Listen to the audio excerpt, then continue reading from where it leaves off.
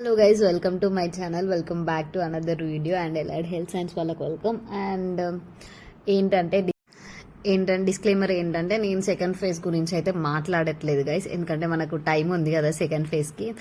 And ఈరోజు అయితే last date అనమాట. ఫస్ట్ ఫేజ్లో రిపోర్టింగ్కి రేపైతే లాస్ట్ డేట్ అనమాట. So I hope you guys are join and join అయ్యి వచ్చేసాను అనుకుంటున్నాను. అండ్ చాలామంది ఎంబీబీఎస్ కూడాను బీఎస్సీకి డిఫరెన్సెస్ ఏంటి అని అడుగుతున్నారు గైస్. సో ఆ డిఫరెన్సెస్ కోసమని నేను ఈ వీడియో చేస్తున్నాను. అండ్ ఇంకా బుక్ లిస్ట్ కూడా అడుగుతున్నారు గైస్. ఇప్పుడే కౌన్సిలింగ్ ప్రాసెస్ అవుతుంది కాబట్టి నేనైతే బుక్ లిస్ట్ గురించి, కాలేజ్కి ఏమేమి అవసరమో వాటి గురించి అయితే వీడియో చేస్తలేను గైస్. చేస్తాను కానీ వీ హ్యావ్ టైం, మనకి ఇంకా టైం ఉంది కాబట్టి. So definitely I talk about and నేనైతే వాటి గురించి కూడా డిస్కస్ చేస్తాను, but not now. We have very very time అనమాట. సో ఇంకోటి ఏంటంటే చాలామంది లైవ్ కావాలక్క డౌట్స్ కోసం అని అడుగుతున్నారు. సో డెఫినెట్లీ మనం లైవ్ కూడా పెట్టుకుందాం. ఎవరికి ఎప్పుడు నేనైతే థర్స్డే సండే ఫ్రీ ఉంటాను గైస్. మీకు ఈ థర్స్డే సండేలో ఎప్పుడు కావాలో నాకు కామెంట్ చేస్తే డెఫినెట్లీ నేను లైవ్కి అయితే వచ్చి డౌట్స్ అయితే క్లియర్ చేసుకుందాం గైస్. అండ్ ఈ వీడియోలో అయితే మనం ఎంబీబీఎస్ కూడాను బీఎస్సీకి డిఫరెన్స్ ఏంటి అని చాలా మంది కామెంట్ చేస్తున్నారు అనమాట. సో మనం దాని గురించి అండ్ ఎంబీబీఎస్ అయితే 5.5 years కోర్స్ అనమాట. మనదైతే 4 years అనమాట. 3+1 మనది విత్ ఇంటర్న్షిప్. 3 years క్లాసెస్ ఉంటాయి, 1 year మొత్తం ఇంటర్న్షిప్ అనమాట. అదే ఎంబీబీఎస్ వాళ్ళకి 4.5 years క్లాసెస్ ఉంటాయి. క్లాసెస్ అంటే థియరీ క్లాసెస్ వాళ్ళకు ఉంటాయి, అది 1 year completely internship. And MBBS వాళ్ళకే పే స్కేల్ ఎక్కువ ఉంటుంది గైస్ మనకన్నా. అండ్ మనమైతే డాక్టర్స్ కాదనమాట, మనం డాక్టర్స్కి అసిస్టెంట్స్ లెక్క అన్నమాట. సో మనము ఎంఎస్సి పిహెచ్డి చేస్తే మనం కూడా ఈక్వల్ టు డాక్టర్ అనమాట. ఇప్పుడు నేను రేడియాలజీ చేస్తున్నాను కానీ నేను రిపోర్ట్ రాయడానికి నాకు ఉండదన్నమాట. సో వాళ్ళు రేడియాలజిస్ట్లే రాస్తారు. అండ్ పే స్కేల్కి వచ్చేస్తే ఎంబీబీఎస్ వాళ్ళకి హై పే స్కేల్ ఉంటుంది అనమాట మనకన్నా. అండ్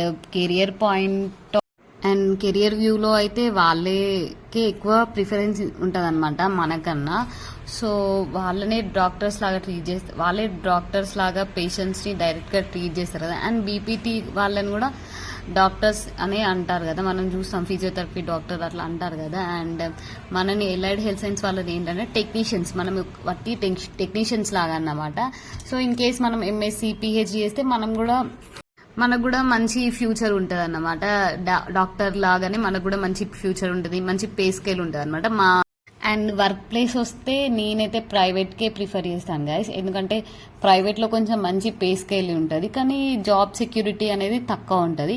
సో మా దగ్గర కూడా ఒక సార్ ఉంటే అన్నమాట, ఆయన diploma radiology, BSc radiology, MSc radiology చేశాడనమాట బెంగళూరులో. సో ఆ సార్కి జాబ్ వచ్చింది మా హాస్పిటల్లో, అది కూడా గవర్నమెంట్ జాబ్. సో ఆయనకి ఇక్కడ ఎన్వైర్న్మెంట్ అయినా అంతా నచ్చలేదన్నమాట. సో ఆయన రిజైన్ చేసి గవర్నమెంట్ జాబ్ని రిజైన్ చేసి ఆయన ప్రైవేట్లోనే చేస్తున్నారు.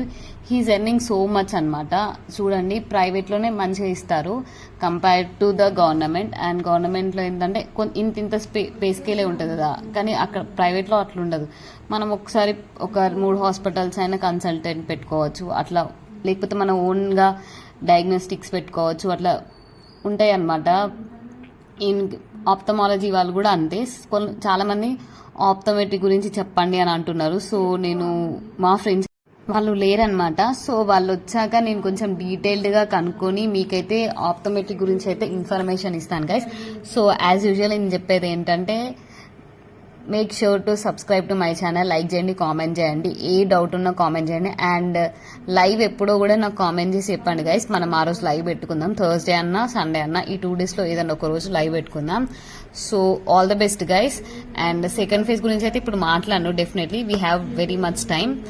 And okay guys, subscribe to my channel. Bye guys, take care, follow for more content guys, bye.